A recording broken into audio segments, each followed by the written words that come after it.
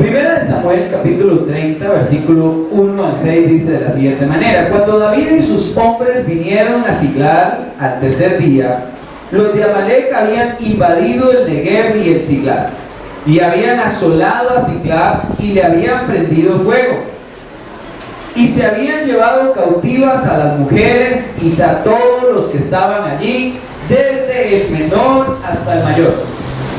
Pero a nadie habían dado muerte, sino que se los habían llevado a seguir su camino. Vino pues David con los suyos a la ciudad, y he aquí que estaba quemada, y sus mujeres y sus hijos y sus hijas habían sido llevados cautivos.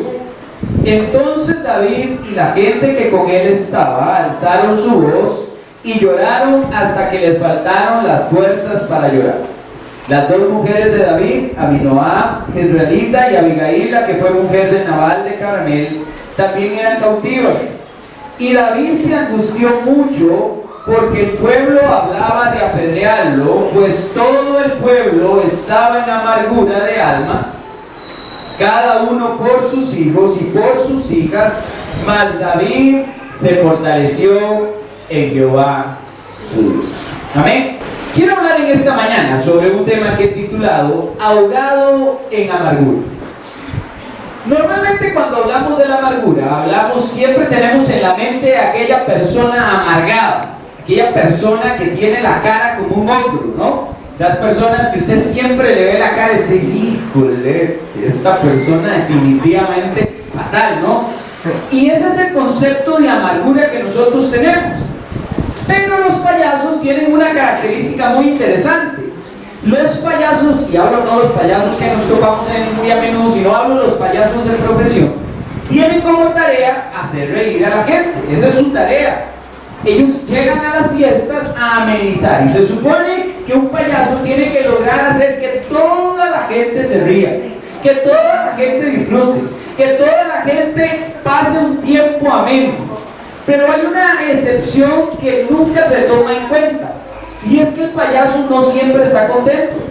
Hay momentos donde el payaso pudiera tener la necesidad de animar una fiesta, pero realmente estar mal, estar pasando por un momento muy difícil, estar pasando una situación complicada, estar pasando por un tiempo muy complicado en su vida. Pero hay algo que el payaso por profesión hace, y es que agarra su problema, agarra su dificultad, agarra su dolor, lo coloca en algún lugar y se olvida de lo que le está pasando, y hace que toda la fiesta pareciera como que el más alegre de la fiesta es el payaso, aunque por dentro esté hecho trizas. Curiosamente, y no voy a decir de que usted sea un payaso, curiosamente, y no vamos a decirle que al final de cuentas usted comporte como un payaso, simple y llanamente nosotros en la vida hacemos ese mismo efecto.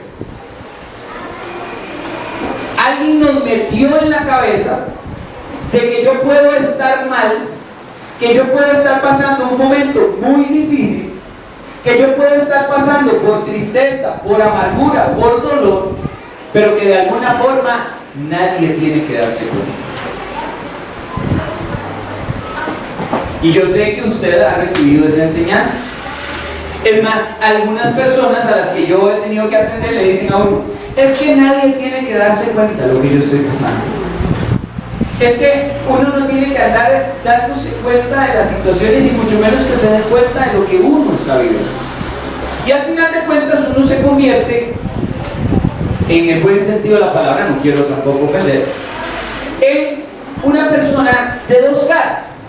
La cara que yo le presento a todos ustedes y la cara que yo tengo realmente, la que está pasando por las circunstancias, la que está viviendo los entornos, la que realmente se está llevando todo el frente de batalla. Ahora, esto hace que vamos a encontrar un montón de personas amargadas, pero sonrientes, heridas, pero con una sonrisa de oreja a oreja, resentidas, pero que son capaces de poder presentar cara como de no tengo ningún problema, todo está bien. Y que a medida que vamos desarrollando el arte, inclusive podemos llegar a hacerle cara bonita a gente que no nos tragamos de ninguna manera. Entonces es la gente que usted le sonríe, pero usted sabe que definitivamente no se lo absorbe. Ahora, ¿qué pasa con eso? Usted diría, pastor, ¿eso es bueno? Depende. Depende de qué concepto sea bueno. Hay momentos donde pareciera que pudiera ser útil. Por ejemplo, si usted es la mamá y está pasando una situación difícil en la casa y usted tiene hijos pequeños, puede ser muy probable que usted se atrague el problema mientras tanto para que sus hijos no tengan que sufrir lo que usted está sufriendo. Pero usted debería tener su etapa donde usted pueda también sacar su dolor, sacar su tristeza, sacar su amargura, desahogarse y ser vulnerable. ¿A cuánto les gusta ser vulnerable? Levanta la mano, los que les gusta ser vulnerables. Y ese es el gran problema. Ninguno de nosotros nos gusta ser vulnerables. Odiamos ser vulnerables. Por eso hay gente que te dice, es que yo odio cuando me pongo así. Odiamos esa vulnerabilidad. Pero la vulnerabilidad es una reacción emocional necesaria del ser humano. Nosotros si lloramos, no lloramos porque queremos llorar. Lloramos porque necesitamos llorar. Enfrentamos una situación porque la necesitamos enfrentar. Pasamos por un dolor porque necesitamos experimentarlo. Estamos ante una circunstancia que nos lastima porque es necesario pasar por ella. Nadie de nosotros anda buscando los momentos difíciles porque hoy no he tenido momentos difíciles, voy a ver si me encuentro uno por ahí en la tarde. Nadie de nosotros llega a esa condición. La idea de que lleguemos ahí es porque hay que pasar por ahí. Ahora, humanamente hablando, uno diría circunstancias de la vida. Son simple y llanamente eventos que coinciden y se calzan y nos hacen vivir cosas. Los que amamos a Dios sabemos de que todas las cosas nos ayudan a bien. Estos los que conforme a su voluntad son llamados. Esto quiere decir que para los que amamos a Dios, todo lo que sucede tiene un propósito y tiene un porqué. Puede que usted lo llegue a saber, puede que nunca lo llegue a saber, puede que se dé cuenta algún día de para qué era este propósito en su vida, puede que definitivamente nunca se dé cuenta, pero lo formó. Hay una razón de todas las circunstancias. Ahora, lo interesante de esto es lo siguiente, y es aquí donde quiero compartirle en esta mañana. Cuando hablamos de la santidad, hemos hablado de que las heridas nos afectan a la santidad. Las relaciones con las demás personas no nos dejan llegar a la santidad. Nos crean enemistades, resentimientos, nos crean problemas, tristeza y nos aíslan de la santidad de Dios. Hemos hablado de que el doble ánimo nos aísla también de este concepto de santidad, porque un día estamos arriba, otro día estamos abajo, un día somos espirituales, el otro día no somos, un día estamos que clamamos a Dios y el otro día estamos en la lona, un día estamos creyendo que el cielo está pegado con nosotros y el otro día estamos tocando el infierno. Pero también hoy quiero hablar sobre el efecto de por qué la amargura dentro del ser humano termina convirtiéndose en uno de los enemigos más difíciles, aferros de la santidad de Dios. Y quiero usar la historia de David. La Biblia enseña que David había salido a la batalla, David había ido a pelear y habían regresado, y en el campamento, cuando David regresa, se da cuenta que habían saqueado el campamento. Se habían llevado las esposas, se habían llevado las vacas, se habían llevado las ovejas, se habían llevado los hijos, se habían llevado las hijas, se habían llevado todo. Habían saqueado el campamento. Y aquí es interesante porque lo que sucede en el pueblo de Dios es muy, muy llamativo. Dice que todos los hombres, y quiero que usted lo lea conmigo, vea, versículo 2 y versículo 3, dice la Biblia, se habían llevado cautivas a las mujeres y a todos los que estaban allí, desde el menor hasta el mayor, pero a nadie le habían dado muerte, sino que se los habían llevado a seguir el camino. Y esto es la parte interesante, versículo 3. Vino pues David con los suyos a la ciudad, y aquí que estaba ¿cómo? ¿Cómo estaba la ciudad? Quemada. Y sus mujeres y sus hijos e hijas habían sido ¿qué? Llevadas cautivas.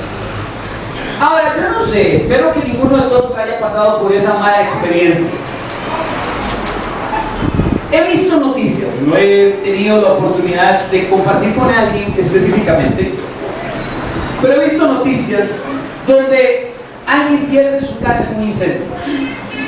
Y llega un reportero a preguntarle de una forma muy absurda, y se le quemó todo y está la casa así toda negra, negra, negra. Y siempre me he hecho la misma pregunta: ¿por qué sentirá una persona después de ver que la casa suya fue consumida por las llamas a todo esplendor y que llegue un reportero y le diga: disculpe, se le quemó todo?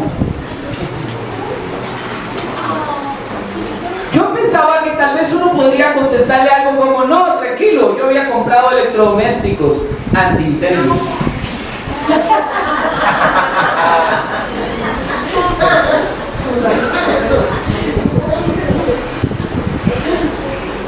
¿Quién está de ánimo para contestar una pregunta de ese nivel? ¿Quién está en condiciones de querer explicar? Sí, mira, tenía 3 televisores, el primero sufrió daños en primero, segundo y tercer grado, el otro solo sufrió daños superficiales. Mi corazón está destrozado. Estos hombres estaban altamente afectados. Sus esposas habían sido raptadas, sus hijos, sus hijas habían sido raptadas, sus vacas, sus ovejas, todo lo que tenían había sido quitado. Tanto fue la afectación que, si usted lee el versículo 5, dice lo siguiente: entonces David y la gente que con él estaba alzaron su voz y ¿qué hicieron? ¿Qué hicieron? Llorar. No le escucho. ¿Qué hicieron? Llorar. Usted es el que está a su lado. Diga: es bueno llorar. Pero dígaselo con convicción: es bueno llorar. ¿Sí? Ahora, hay una segunda parte que me encanta Dios, porque Dios siempre nos deja secretos en la palabra que a veces no nos gustan tanto. Y si usted lee la Biblia, vea lo que la Biblia dice. En la segunda parte dice que ellos lloraron, pero le agrega una frase maravillosa. Dice: lloraron hasta que les faltaron las fuerzas. No le voy a decir que levante la mano, pero yo sé que ustedes, algunos de ustedes, han estado en esa etapa de la vida donde han llorado hasta que les faltan las fuerzas, hasta que literalmente usted se queda dormido de tanto llorar. Le pasa mucho a los niños, cuando usted no le quiere dar un juguete y están de berrinchosos, lloran y lloran y lloran y lloran, y en un punto dado, en su llanto empiezan. Se duermen. Fue porque toda su fuerza está con llorar. Ahora, es normal verlo en un niño, pero un hombre de guerra, en un ejército, entre soldados. Y esta es la parte interesante, porque el dolor es el resultado de una circunstancia dolorosa temporal. El dolor siempre es el resultado de algo que nos pasa y que es temporal. ¿A cuántos de acá les gustan las inyecciones? Date la mano. Nada. Estamos mal de candidatos para las inyecciones por acá. Bueno, la verdad es que no tienen que ir al dentista y no tienen que hacerle anestesia y nada. Esa es una verdad. La inyección es un dolor temporal. En el caso de que usted sienta la inyección, ¿cuánto dura el dolor de una inyección? A veces 1 minuto, a veces menos de 1 minuto, y ya solo con ciertos medicamentos puede que dure más. Pero igual, por más doloroso que sea, a la hora ya usted tiende a aliviarse. Es temporal el dolor. Todo dolor en nuestra vida es temporal. Todo dolor en nuestra vida pasa. Todo dolor en nuestra vida tiene un tiempo finito en el que se acaba. Ese debería ser el proceso normal de la vida. Ahora, era lógico que estos hombres estuvieran altamente dolidos por todo lo que estaba pasando, que estuvieran ellos dañados, que estuvieran afectados, que tuvieran un dolor intenso en su alma en ese momento y que eso bloqueara su mente. Ahora, si usted revisa, ellos estaban bloqueados, no pensaron en ir a rescatarlos, no pensaron en ir a buscarlos, simplemente se dedicaron a llorar. Muchos de nosotros eso hacemos cuando hay dolor, nos dedicamos a llorar. Otros ni siquiera hacemos eso, no resolvemos nada, pero tampoco nos desahogamos. Y lo mejor que podemos hacer en un momento dado es desahogarnos. El ser humano piensa mejor cuando aprende a desahogarse. A veces no hay nada más lúcido en medio de una dificultad que pegarse una buena llorada antes de ir a pensar cómo resolverlo. Lo que pasa es que nosotros tratamos de resolverlo antes de llorar y entonces nuestro corazón está muy lastimado. Por eso alguien, un pensador muy famoso, dijo: nunca tomen decisiones permanentes ante sentimientos temporales, porque cuando usted no se ha desahogado, su corazón está lastimado, su condición de vida es otra. Ahora, ¿cómo afecta el hecho de que yo pueda estar afectado? De una forma sencilla. Iba a traerle las 2 manzanas y le iba a poner el ejemplo, pero dado que no tengo las manzanas, simplemente le voy a poner el ejemplo. Una mamá se acerca a su hijo. Póngale que Pilar y Katy tiene 2 manzanas, 2 ricas y sabrosas manzanas. Y Pilar le dice: Katy, ¿me regala una manzana? Y Katy agarra y las 2 manzanas, se queda viendo las 2 manzanas y rápidamente hace lo siguiente: y muerde las 2 manzanas. Muy típico, ¿verdad? ¿Qué piensa usted inmediatamente?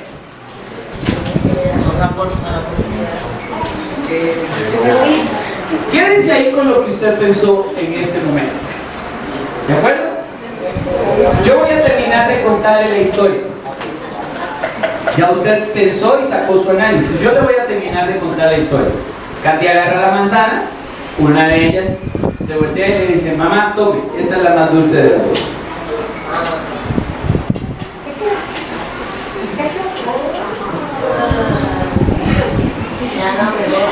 ¿Cómo cambia la historia con lo que usted pensó? Es una excusa. Nosotros somos así. El dolor temporal produce eso. Siempre sacamos un evento, una circunstancia y una conclusión que no necesariamente es real. No necesariamente tiene que ver con lo que en realidad está pasando en mi vida, con lo que en realidad en la vida diaria está pasando. A mí me pasa como pastor. Como pastor hay gente que me dice: ay, pastor, estoy muy resentido con usted, ¿de verdad? ¿Y ahora por qué? Usted pasó y me volteó la cara. Y yo, ¿de verdad? ¿Yo hice eso? Sí, estoy muy resentido con usted. Okay. Yo sé la respuesta que pudiera darle. No sé si es más buena o más mala. Pero la respuesta correcta que pudiera darle es: oiga, vea, discúlpeme, yo le puedo garantizar que no le hice mala cara. ¿Quiere que le diga por qué? Porque ni siquiera lo he visto.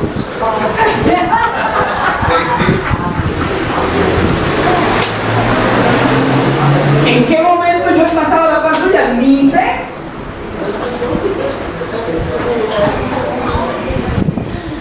O me va a decir que a usted no le ha pasado, que usted se monta en un bus y pasa hasta el último asiento y de camino cuando se baja le dice: qué barbaridad, pasó la familia y no me saludó. ¿Cuándo? ¿Le ha pasado o no le ha pasado? Claro. A uno le pasa. Pero curiosamente uno siempre en el dolor temporal, uno crea reacciones, circunstancias y conclusiones que al final de cuentas no necesariamente son reales, pero el dolor produce. Ahora, este dolor que tenían estos hombres provocó algo. Y dice la Biblia, quiero que lo lea conmigo, versículo 6, vea lo que dice la Biblia. Y David se angustió, ¿cuánto? Mucho. Dígale al que está a su lado: a veces se angustia mucho. A veces. David se angustió mucho, estaba muy angustiado. Ahora, la razón es sencilla, dice la Biblia, que el pueblo hablaba de apedrearlo. ¿A quién iban a apedrear? a David. A David lo querían apedrear. Y dice que la razón por la que lo querían apedrear era porque todo el pueblo estaba en amargura. Ahora, si usted sigue leyendo la Biblia, dice que el pueblo estaba en amargura de alma, cada uno por sus hijos y sus hijas. ¿De acuerdo? Por alguna razón uno dice que estuvieran muy dolidos por las esposas. Ya ahí yo no me voy a meter, no voy a hacer. La cosa es que los hijos y las hijas sí le afectaron.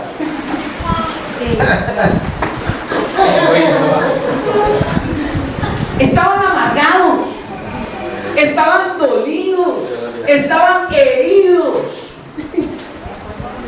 Y aquí está lo que quiero enseñarte en esta mañana. El dolor, cuando no se sabe expresar, produce amargura. Y la amargura, cuando no se sabe trabajar, produce rebeldía. Si ustedes ven, estos hombres estaban dolidos porque sus hijos, sus hijas, y para no crear susceptibilidades, sus esposas habían sido raptadas.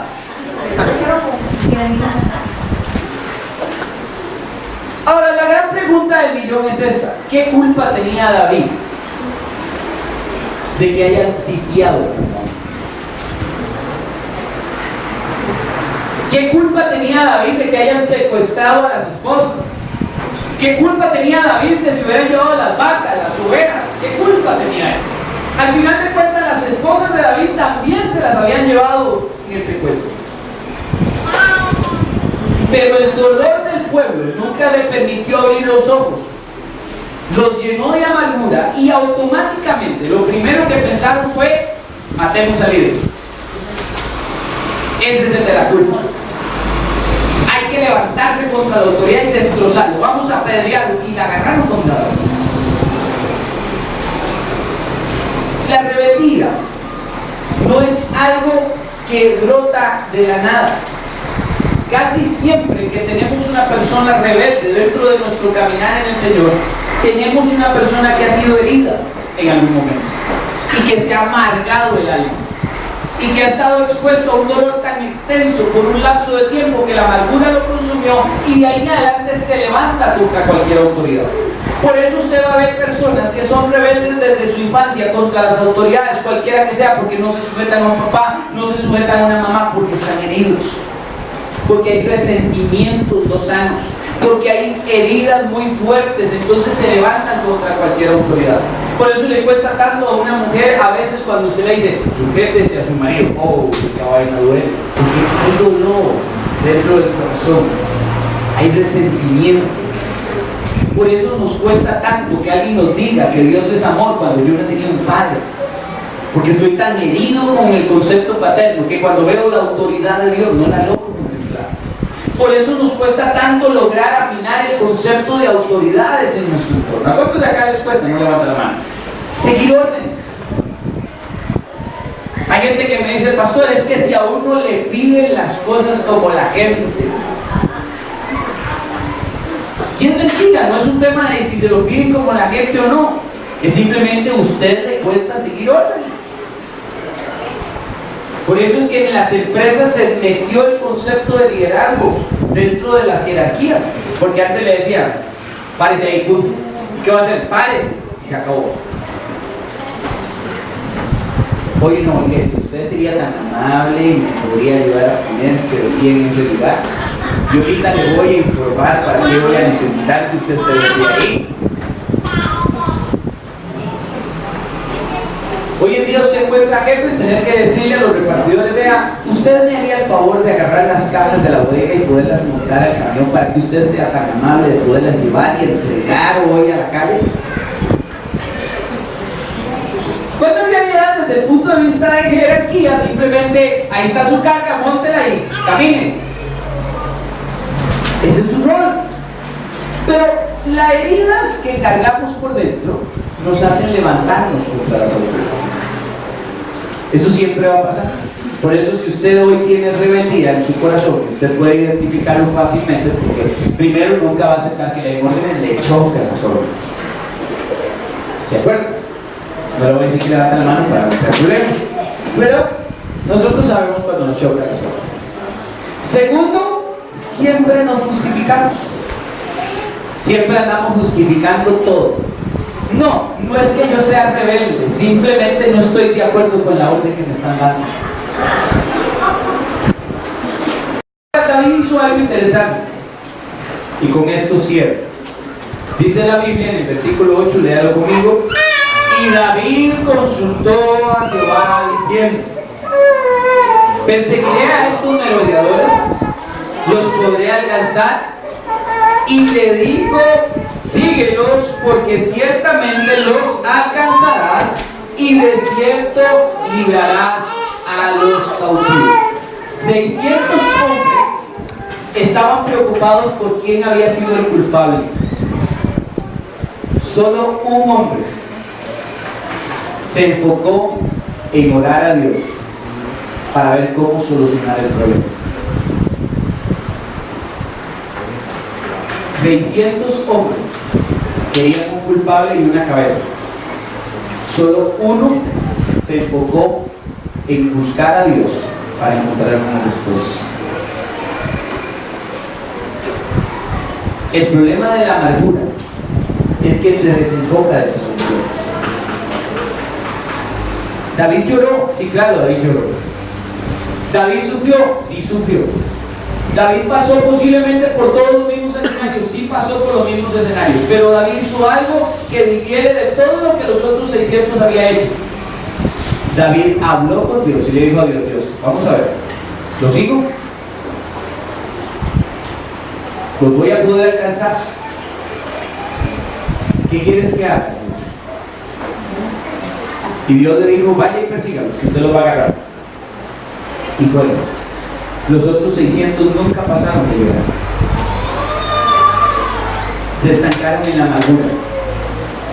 Nunca encontraron soluciones, nunca encontraron respuestas, nunca salieron por sus esposas, nunca salieron por sus hijos, nunca salieron por sus hijas, porque la amargura, el dolor, el resentimiento, la tristeza y todo lo que tenían por dentro nunca los dejó avanzar, los inmovilizó. Y muchos de ustedes hoy tal vez están estancados, tal vez están frenados y están bloqueados por el dolor de algo que se ve y que nunca se ha querido superar. Y están como estos hombres, simplemente buscando culpables a toda la gente, pero nunca soluciones. Y Dios no quiere que busques culpables, Dios quiere que busques soluciones. Y la solución no es buscar quién tuvo la culpa. La solución es buscar a Dios para que te dé la respuesta. Y Dios no se va a devolver como un culpable, se va a devolver con una solución. Pero si tú no haces eso, si tú no vas a Dios y lo buscas y le dices: Señor, ¿qué hacemos ante este escenario? Lo que sí va a pasar y lo que sí va a haber es que vas a llenarte de rebeldía en tu corazón. Cuando mi corazón se llena de rebeldía, estamos listos, estamos listos. Nunca más podré caminar conforme a lo que Dios quiere. La historia continúa, usted la puede leer. Hay aspectos muy interesantes. Los 600 hombres salen a la pelea y van por sus esposas, van por sus hijos, van por sus hijas. 200 nunca llegan. Solo 400 lograron llegar. La razón, la misma. A veces nuestras heridas son más fuertes que nuestras ganas de seguir y amar a nuestra vida. Así que si en esta mañana, mi hermano y mi hermana, usted se puede autoevaluar y usted llega y me dice: pastor, yo estoy herido, yo estoy resentido, yo he cargado cosas en mi vida que son muy dolorosas. Y la verdad, pastor, siendo muy honesto, muy honesta, no las he podido pasar por alto. Déjeme decirle, hermano y hermana, la suelta o se estanca. La suelta o se queda con eso de por vida y nunca va a encontrar solución a sus problemas. Y lo único que sí va a encontrar en el camino es que la rebeldía inunde su corazón y la llena. Y cuando eso pasa, mi hermano, mi hermana, usted está en problemas. Está en problemas. Por eso yo siempre les digo a ustedes, y siempre hago énfasis en esto, solo hay dos razones por las cuales usted debería salir, tres razones por las cuales usted debería salir de una iglesia: porque se murió, hay que llevarlo a la tumba, porque Dios lo quiere en un ministerio en otro lugar y lo lleva a un ministerio mayor, y meto una tercera que hay que meterla por nuestras condiciones financieras, que usted se traslade de casa a algún lugar muy remoto. Fuera de ahí, usted nunca debería moverse en una iglesia. Porque si usted revisa a la gente que fluctúa de iglesia en iglesia, casi siempre se vuelve un conejito. Nunca para en ningún lugar. La razón es simple. El problema no son las circunstancias, el problema es la amargura que llevo por él. El problema es el dolor que llevo por él. Y claro, el dolor se agudiza cuando alguien me hace algo. Entonces, ¿qué pasa? Yo vengo herido, vengo dolido, y resulta de que alguien me hizo algo y me tocó la llaga. Eso es como cuando usted tiene una cortada y lamentablemente, por alguna razón filosófica, que no encontramos otra, siempre se la toca. Sí, ¿verdad? Siempre pasa, ¿no? Pues eso es como cuando usted va a la playa y viene todo quemado y llega siempre y le hace ¿y qué? ¿Todo bien? Y usted hace